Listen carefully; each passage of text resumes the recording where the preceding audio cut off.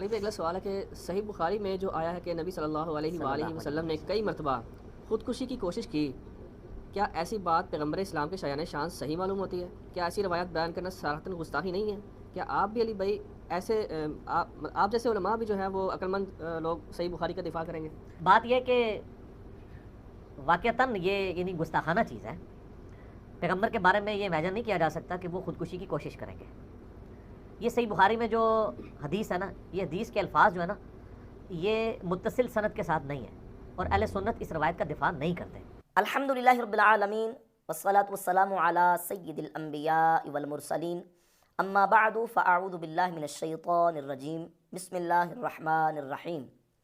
تقریباً 3 سال پہلے مرزا جہلمی کے ایک فالور نے مرزا جہلمی سے صحیح بخاری کی 6982 نمبر روایت کے اندر موجود ایک واقعے کے بارے میں سوال کیا، اور سوال یہ کیا کہ اس روایت کے اندر موجود ہے کہ نبی علیہ الصلوۃ والسلام نے کئی مرتبہ خودکشی کرنے کا ارادہ کیا، خودکشی کرنے کی کوشش کی، تو آیا کیا یہ واقعہ گستاخانہ نہیں ہے؟ کیا آپ بھی اس واقعے کا دفاع کریں گے؟ آپ جیسے علماء بھی اس واقعے کا دفاع کریں گے؟ تو مرزا جہلمی نے اپنے اس فالور کے سوال کے جواب میں یہ کہا کہ واقعتاً یہ گستاخانہ واقعہ ہے. مرزا جہلمی نے صحیح بخاری کے اندر 6982 نمبر روایت کے اندر موجود اس واقعے کو گستاخانہ واقعہ قرار دیا.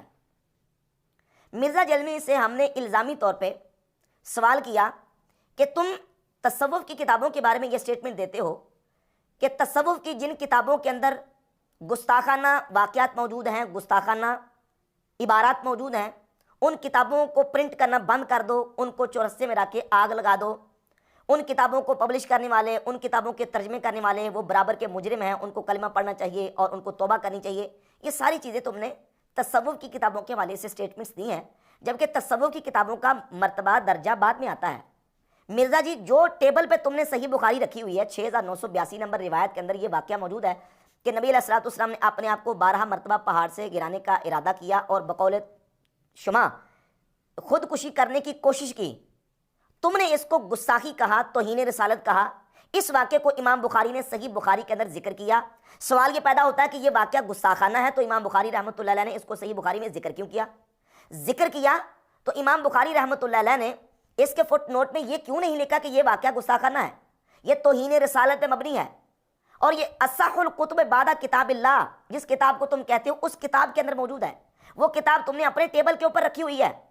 اس کتاب کے بارے میں تم کب یہ فیصلہ دو گے کہ اس کتاب کی پرنٹنگ بند کر دی جائے، اس کتاب کو پبلش کرنا بند کر دیا جائے، اس میں سے یہ واقعہ نکال دیا جائے؟ جو لوگ اس واقعے کا ترجمہ کریں گے، جو اس کو پڑھیں گے، اس کو مانیں گے، وہ سارے دائرہ اسلام سے خارج ہو جائیں گے، وہ توہین رسالت کے مرتکب قرار پائیں گے. اور پھر امام بخاری پہ کیا فتویٰ دو گے جنہوں نے بغیر تردید کے اس واقعے کو اپنی کتاب کے اندر ذکر کیا اور صحیح کتاب کے اندر ذکر کیا؟ اگر یہ واقعہ توہین رسالت تم کہہ رہے ہو، رسول اللہ صلی اللہ علیہ وسلم کی توہین اور گستاخی ہے، تو اس کو تم یہ کیوں نہیں کہتے اس کو کتاب سے نکال دیا جائے؟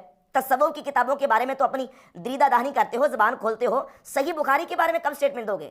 کیونکہ صحیح بخاری کے بارے میں تم یہ بات کہہ چکے ہو. اب یہ ہمارا الزام مرزا جہلمی کے اوپر ایسا تھا کہ مرزا جہلمی کے سارے دروازے سمجھے بھاگنے کے بند ہو گئے تھے. اب اس کے پاس کوئی بھاگنے کا دروازہ نہیں تھا، کیونکہ صحیح بخاری کے بارے میں تو یہ بیان دے چکا تھا کہ اس میں اللہ کے نبی علیہ الصلوۃ والسلام کی گستاخی ہے.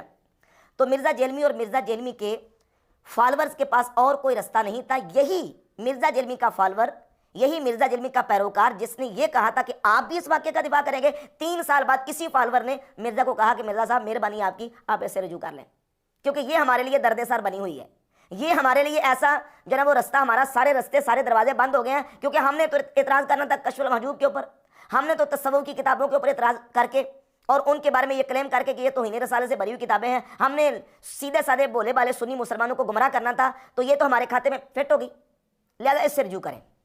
وہ 3 سال، یہی وہ شخص ہے جس نے سوال کیا تھا مرزا سے کہ کیا یہ واقعہ گستاخانہ نہیں، کیا آپ بھی اس کا دفاع کریں گے؟ اسی مرزا کے پیروکار نے، مرزا کے فالور نے 3 سال بعد مرزا کو یہ کہا کہ آپ برائے مہربانی اس سے رجوع کر لیں.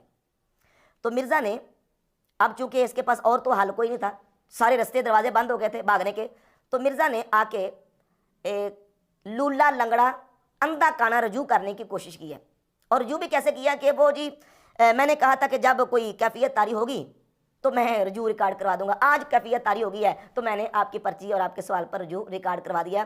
تو میں نے کہا کبھی کوئی کیفیت طاری ہوئی تو کر دوں گا، آج آپ کی پرچی آئی تو کیفیت طاری ہو گئی. اور رجوع کیا ریکارڈ کروایا ہے؟ رجوع یہ ریکارڈ کروایا ہے کہ وہ میرے بھی نا جذبات میں، میں بھی کہہ چکا تھا یا کہہ بیٹھا تھا جذبات میں کہ یہ واقعہ گستاخانہ ہے۔ بخاری شریف میں حدیث ہے کہ نبی علیہ السلام نے خودکشی کی کوشش کی، کیا یہ حضور علیہ السلام کے بارے میں گستاخی نہیں ہے؟ نعوذ باللہ۔ دیکھیں میں نے بھی کسی زمانے میں یہ جذبات میں آ کے بول دیا تھا کہ یہ گستاخانہ بات ہے۔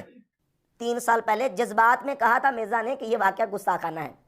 اس سے ثابت ہوا مرزا کے اپنے بیان سے کہ مرزا جب کسی چیز کو گستاخی کہتا ہے یا کسی پر گستاخی کا فتویٰ لگاتا ہے تو یہ مرزا کے جذبات ہوتے ہیں، اور علم کے میدان میں جذبات کی کوئی قدر نہیں ہوتی ہے۔ مرزا خود سٹیٹمنٹ دیتا ہے، اپنے ایکس مرشد جاوید احمد گاندھی کا جملہ کوڈ کرتا ہے کہ علم کے میدان میں جذبات کی کوئی قدر نہیں ہوتی۔ یہ مرزا جیل میں کہہ رہا ہے کہ جناب یہ صحیح بخاری کے بارے میں یہ جو بیان دے چکا ہوں کہ یہ گستاخی ہے، خودکشی کرنے والا واقعہ، یہ اصل میں میرے منہ سے جذبات میں نکل گیا تھا۔ حالانکہ پوری سوچی سمجھی، پوری پلاننگ کے ساتھ اس نے جواب دیا تھا، پورا اس کا باقاعدہ بیان ہے، اور اس نے پورا تھم نیل بنایا کہ رسول اللہ صلی اللہ علیہ وآلہ وسلم نے خودکشی کرنے کی کوشش کی، اور پھر اس واقعے کو ڈسکس کر کے واضح طور پہ اس نے کہا کہ یہ اللہ کے نبی علیہ الصلوۃ والسلام کی توہین اور گستاخی ہے۔ چونکہ مان چکا تھا، اب اس کی ساری جو کاروائی تھی وہ ساری کی ساری اس کی جو بنائی ہوئی سمجھے کہ ایک سازش کی دیوار تھی، وہ دڑم سے نیچے گرنے والی تھی، اور بلکہ گر چکی تھی، تو مرزا نے اس سے اندھا کانا رجوع کرنے کی کوشش کی ہے۔ اور رجوع کس طرح کیا کہ میرے ایک محقق شاگرد ہیں، وہی محقق شاگرد نام نہاد جس نے یہ کہا تھا کہ یہ گستاخی نہیں ہے، آپ بھی اس کا دفاع کر رہے ہیں، انہوں نے مجھے یہ کہہ دیا ہے کہ آپ اس سے رجوع کر لیں، یہ گستاخی نہیں ہے۔ میں پہلے سے سمجھتا تھا کہ گستاخی ہے، لیکن اس کو میں نے دقت نظر سے دیکھا۔ ہمارے ایک بڑے قریبی دوست، ہمارے اسٹوڈنٹ، محقق آدمی ہیں، غلام محی الدین بھائی، لاہور میں ہوتے ہیں، انہوں نے میری اس طرف توجہ دلائی کہ علی بھائی اس میں گستاخی والا کون سا پہلو ہے؟ کیا یہ ہمارا عقیدہ نہیں ہے کہ اللہ تعالیٰ انبیاء کی حفاظت کرتا ہے اور وہ گناہ نہیں کرتے، اگرچہ مائل ہو سکتے ہیں؟ جیسا کہ یوسف علیہ السلام کے بارے میں سورہ یوسف میں آیا کہ اس عورت نے یوسف کا قصد کیا اور یوسف بھی قصد کر لیتا۔ ہاں، بس ایک جملے نے نا، ہمارے ایک اسٹوڈنٹ کے ایک جملے نے ہمارے اس ذہن کا عقدہ کھول دیا۔ میں نے کہا بالکل یار، یہ تو حرام کام ہے، ایک ایسی عورت کے ساتھ منہ کالا کرنا جو ماں بھی ہو، منہ بولی ماں تو تھی نا، پالا تھا نا۔ گستاخی کیوں نہیں ہے؟ وہ اس لیے گستاخی نہیں ہے کہ دیکھیں سورہ یوسف میں حضرت یوسف علیہ الصلوۃ والسلام کا واقعہ بھی تو موجود ہے نا، کہ یوسف علیہ الصلوۃ والسلام بھی قصد کر لیتے زلیخا کا اگر وہ اپنے رب کی برہان کو نہ دیکھتے۔ تو یوسف علیہ الصلوۃ والسلام نے چونکہ رب کی برہان کو دیکھ لیا اس لیے قصد نہیں کیا، تو نبی علیہ الصلوۃ والسلام نے بھی خودکشی کرنے کا ارادہ کیا تھا۔ جناب جبریل علیہ الصلوۃ والسلام آگے، تو جناب جبریل اگر نہ آتے تو پھر نبی علیہ السلام کرتے، کون سا کیا ہے؟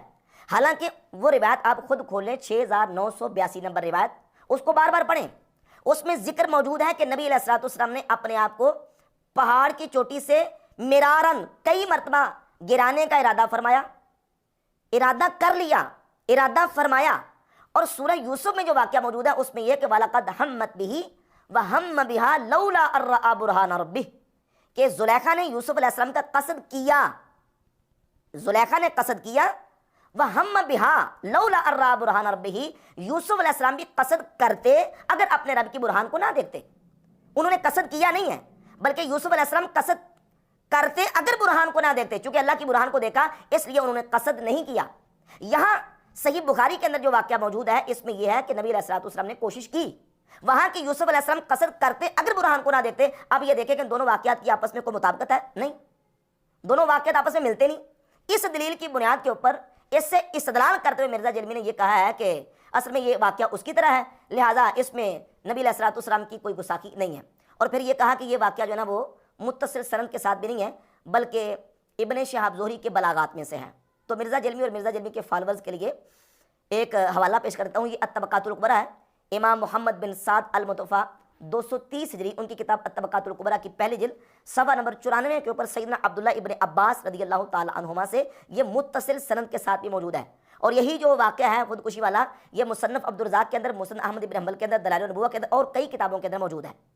تو مرزا جلمی کا یہ کہنا ہے کہ یہ متصل سند کے ساتھ نہیں ہے، متصل ہو یا نہ ہو، جب تم یہ کہہ چکے کہ یہ گستاخی نہیں ہے، سوال تو ہمارا یہ ہے کہ تم پہلے یہ کہہ چکے ہو کہ گستاخی ہے اور اب یہ کہہ رہے ہو کہ گستاخی نہیں ہے، پہلے کس بنیاد پہ گستاخی کہا تھا اور اب گستاخی کیوں نہیں ہے؟ 3 سال بعد تمہیں جا کے پتا چلا کہ یہ اللہ کے نبی علیہ الصلوۃ والسلام کی گستاخی نہیں ہے، اور پھر مان کیا رہا ہے کہ وہ اصل میں میرے جذبات میں میرے منہ سے نکل گیا تھا، میں نے جذبات میں کہہ دیا تھا۔